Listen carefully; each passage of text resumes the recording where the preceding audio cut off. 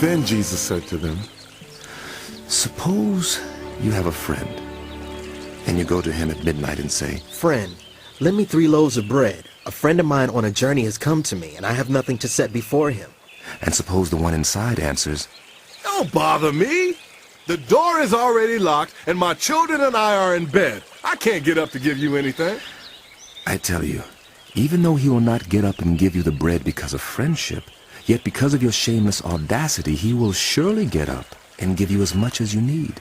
So I say to you, ask, and it will be given to you. Seek, and you will find.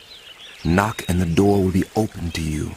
For everyone who asks receives, those who seek find, and to those who knock the door will be opened. Which of you fathers, if your son asks for a fish, will give him a snake instead? Or if he asks for an egg, will give him a scorpion? If you then, though you are evil, know how to give good gifts to your children, how much more will your Father in heaven give the Holy Spirit to those who ask